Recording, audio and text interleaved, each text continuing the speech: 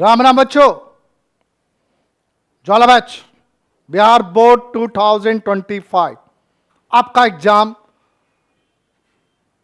खत्म हो चुका सारे का, सिर्फ अकाउंटेंसी बचा हुआ है। आपके 2 मार्क्स के क्वेश्चंस पे हम लगे हुए हैं। ये डे 3 का वीडियो 2 मार्क्स का क्वेश्चंस है। 40 क्वेश्चन मैंने आपको करा दिया और वादा के मुताबिक 40 क्वेश्चन अभी और कराएंगे, यानी 2 मार्क्स का टोटल 80 क्वेश्चंस आपका करवाने जा रहे हैं। आइए बिना विलंब करते हुए हम फटाफट आगे चलेंगे और प्रैक्टिस जरूर करेंगे लिखने का, समझने का। समझ लोगे याद हो जाएगा। कहता है 41 नंबर क्वेश्चन है आपके पास। What are the 4 important sources of income of non trading organisations, यानी non trading non profit organisations का 4 इंपॉर्टेंट सोर्स ऑफ इनकम। सबसे पहला, किसी भी तरह के नॉन प्रॉफिट ऑर्गेनाइजेशन का मेन सोर्स ऑफ इनकम होता है बेटा subscription. Second, general donation, not specific. Third, आप जो इन्वेस्टमेंट करते हो उस पर इंटरेस्ट। और लास्ट, एंट्रेंस फी। ये 4 सोर्स आपको दिया गया है इनकम का, रेवेन्यू का। Next, give 4 examples of revenue receipt. Revenue, capital नहीं, रेवेन्यू जो बार बार रिकरिंग नेचर का होता है। तो पहला तो वही हो गया subscription, general donation, interest on investment, entrance fee, all are revenue receipt. मतलब दोनों का आंसर बेटा एक ही हो गया आपके पास। नेक्स्ट, डिस्टिंग्विश बिटवीन, डिफरेंस निकालना fix capital and fluctuating capital method. ये पहला चैप्टर का बेसिक फंडामेंटल है भैया। फिक्स कैपिटल मेथड में हम individually each and every partner का 2 अकाउंट ओपन करते हैं, one is partner capital, another is partner current. But fluctuating capital में एक ही अडॉप्ट करते हैं, पार्टनर इंडिविजुअली पार्टनर का अकाउंट बनाते हैं, पार्टनर कैपिटल अकाउंट। क्लियर है। अंडर फिक्स कैपिटल मेथड में जो चेंज इन कैपिटल अकाउंट है, तो अंडर फिक्स कैपिटल मेथड में बेटा कैपिटल का बैलेंस जनरली चेंज नहीं होता है। चेंज कब होता है? जब आप एडिशनल कैपिटल इंट्रोड्यूस करोगे, एक्सेस कैपिटल निकालोगे, तब चेंज होगा। But generally capital account will be not change. लेकिन करेंट मेथड में, फ्लक्चुएटिंग मेथड में बेटा वो कैपिटल अकाउंट चेंज होगा, क्योंकि कैपिटल से रिलेटेड ट्रांजैक्शंस और एडजस्टमेंट बोथ रिकॉर्ड होता है। क्लियर है यहां पे। Next, mention any 4 provisions of partnership act in the absence of partnership deed. 4 ही प्रोविजन मांग रहा है, हम 5 आपको दे रहे हैं। वो समझो in absence of partnership deed क्या क्या था भैया। प्रॉफिट बराबर बांटेंगे, कैपिटल पर इंटरेस्ट नहीं देंगे, सैलरी रेम्युनरेशन नहीं देंगे, कमीशन नहीं देंगे, और लोन पर इंटरेस्ट 6% देंगे, और प्रॉफिट बराबर का बटेगा। यही आपकी कहानी थी। नेक्स्ट बेटा जी, what is revaluation account? It is a nature of nominal account, और ये सिर्फ शो करता है हमारे जो फ्लक्चुएशंस होते हैं असेट्स और लायबिलिटीज में on the day of reconstitution due to change in profit, admission, retirement, death, either amalgamation between 2 partnership firm के डेट में जो चेंजेज होता है असेट्स और लायबिलिटीज में, वो चेंजेज वैल्यू को लेकर हम रिवैल्यूएशन अकाउंट बनाते हैं, और उसका जो रिजल्ट होता है प्रॉफिट या लॉस, हम उसे ओल्ड पार्टनर या ऑल पार्टनर में बांटते हैं according to cases. Next, situations. Explain the conditions for valuation of goodwill, or why the valuation of goodwill is required. Give at least 3 reasons. दोनों एक ही चीज कहता है। तो कहता है the occasion for the valuation of goodwill are as follow. क्या क्या है भाई? When there is a change in the profit sharing ratio of partner, admission, retirement, death, सब इसी में आएगा यार। Next, what is current ratio? ये अकाउंटिंग रेशियो का करेंट रेशियो, ये रिलेशनशिप बिटवीन करेंट असेट्स और करेंट लायबिलिटी के बीच का रिलेशनशिप को शो करता है बेटा। क्या? Current ratio. ठीक है। Next, what is meant by common size balance sheet? एक कॉमन और एक कंपैरेटिव होता है। कॉमन साइड बैलेंस शीट होता है बेटा, वो हम शो करते हैं इंडिविजुअली का टोटल वैल्यू पे परसेंटेज का शो करते हैं ईयर बाय ईयर इंडिविजुअली का। ठीक है। तो ये कॉमन साइज कहते हैं। Common size balance sheet is a balance sheet which show the percentage of each assets to the total assets and that of each liability to the total liability, total of balance sheet जो मतलब 100 मानकर कर देते हो आप। Next, what is meant by cash flow statement? Cash का flow यानी cash inflow और आउटफ्लो। सीधा समझो कि कैश आना और कैश जाना, receipt in cash, payment in cash की सूचना हम यहां पे कैश फ्लो स्टेटमेंट में शो करते हैं। Cash flow statement showing inflow and outflow of cash and cash equivalent. It show inflow and outflow of cash from operating, investing and financing activity according to AS3 के accordingly इसको divide की गई represent करने का. Next कहता है बेटा what is meant by comparative balance sheet. ये common size comparative income statement. अभी कॉमन साइड बैलेंस शीट पढ़ते हैं, कंपैरेटिव है. कंपैरेटिव इनकम स्टेटमेंट कहता है बेटा कि 2 साल के डाटा के डिफरेंसेज अमाउंट को लेकर प्रीवियस ईयर को बेस मानकर परसेंटेज शो करना ईयर बाय ईयर. तो comparative income statement show increase और डिक्रीज, जो डिफरेंसेज हो रहा है उसको absolute figure of the income side expenses. It reflects and percentage change in the operating activity to the business for 2 or more accounting period, more than 1, यानी minimum 2 accounting period का लेके. चलिए आज वही आपकी सूचना है, बार बार आपके पास फ्लैश हो रहा है इसलिए कि आपको याद रहे, आपके नज़र में रहे कि भैया सीवीटी करना है तो हम कहाँ करेंगे, अपने अकाउंट्स वाला या offline Shri Ram school of commerce.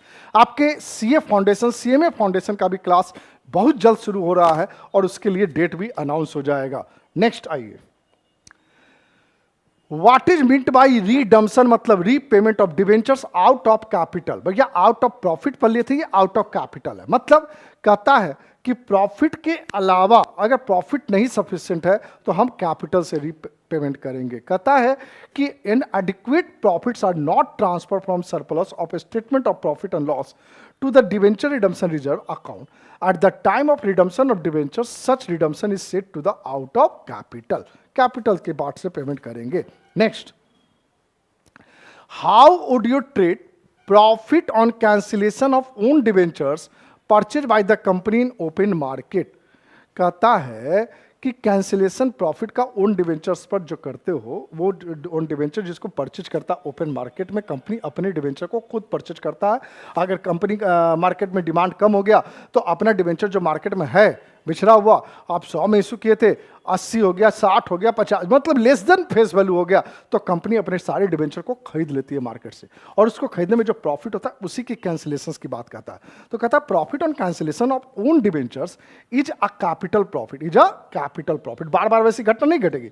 It should be used to write off capital loss if any and the balance will be transfer to capital reserve.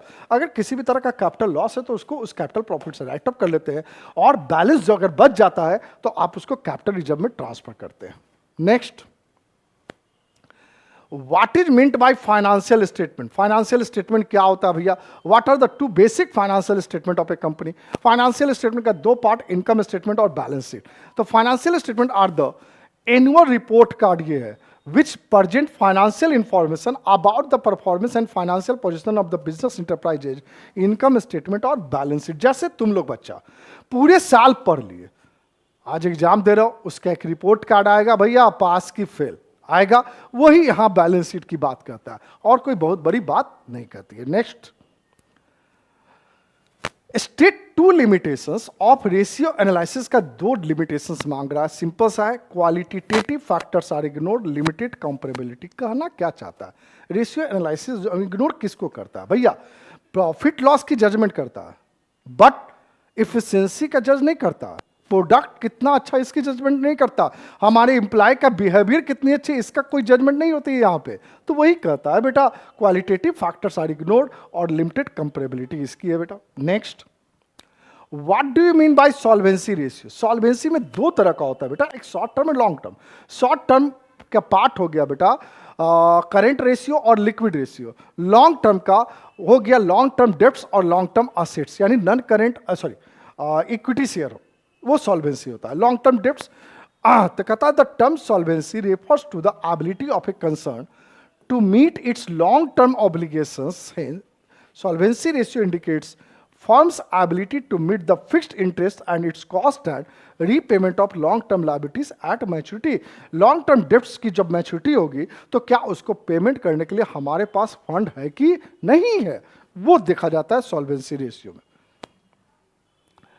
What will happen if disease partner due are not settled immediately. कहता है कि जो partner मर गया आज, अगर उसका settlement हम तुरंत नहीं कर पाते हैं तब कुछ नहीं, आपके एक्ट में 6% भैया इंटरेस्ट उसको मिलेगा जो ड्यूज अमाउंट है.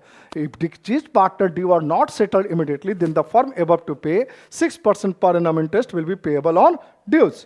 Next, what is re issue of shares? Re issue of shares मतलब फॉरफिट, पहले शेयर इशू करते हो अगर हमारा शेयर होल्डर पूरे इंस्टॉलमेंट का पेमेंट नहीं दे पाता है तब हम शेयर को जब्त कर लेते हैं, फॉरफिट कर लेते हैं, और फिर मार्केट में हम दोबारा बेचते हैं। जो मार्केट में दोबारा बेचते हैं उसी को कहा गया री इश्यू ऑफ फॉरफिटेड शेयर। हम जो दोबारा बेचते हैं उसको एट पार पर भी बेच सकते हैं, एट प्रीमियम पर भी सेल कर सकते हैं, या एट डिस्काउंट पर भी सेल कर सकते हैं। Next question, what is mean by under subscription and over subscription of share? Under subscription मान लो तो मार्केट में 10,000 शेयर जो है वो इशू किया, अगर पब्लिक के द्वारा 8,000 शेयर परचेज किया गया तो उसको अंडर सब्सक्रिप्शन कहते हैं। अगर पब्लिक के द्वारा 15,000 शेयर के लिए पैसा आया तो उसको ओवर सब्सक्रिप्शन कहते हैं। बट जो एक्स्ट्रा 5,000 शेयर उसको अलॉट नहीं होगा, या तो उसके मनी को प्रोराटा बेसिस पर एडजस्ट की जाएगी, excess number of share allot नहीं होगा। यही दोनों में बात है यहां पे। Next question 59, name any two types of debenture. Debenture का दो टाइप्स मांग रहा है, एक सिक्योर्ड और एक अनसिक्योर्ड डिवेंचर। मतलब भैया सिक्योर्ड डिवेंचर मेरा पैसा नहीं डूबेगा, अनसिक्योर्ड मेरा पैसा डूब भी सकता है। Next, what is trust deed? Trust deed क्या है यार? तो कहता है एक डॉक्यूमेंट है जो प्रिपेयर किया जाता है कंपनी के द्वारा before the issue of prospector for subscription of debentures. मतलब अभी प्रोस्पेक्टस बना नहीं है, तो बना नहीं है तो हम मार्केट से लोन लेने जा रहे हो तो उसको कुछ चाहिए ना, आपके ऊपर भरोसा होगा तब ना तुमको लोन देगा। वही ट्रस्ट डीड हो गया बेटा, उसी को यहां पर एक्सप्लेन करना है। ठीक, तो आज आपका ये 20 क्वेश्चंस फिर खत्म हो गया। मतलब अब 60 क्वेश्चंस आपके द्वारा हमारे द्वारा बता दिया गया बेटा। ये सीयूटी 7 फरवरी को, और वही स्लोगन आपके पास है, बार बार आ रहा है, तो आप नहीं भूले। जीवन में कभी पढ़ने को हो तो पढ़ना, कभी लॉस नहीं होता है, हानि नहीं होता है, कुछ फायदा ही होता है। इसी के साथ आज के लिए सभी को Ram Ram, all the best सभी बच्चा को।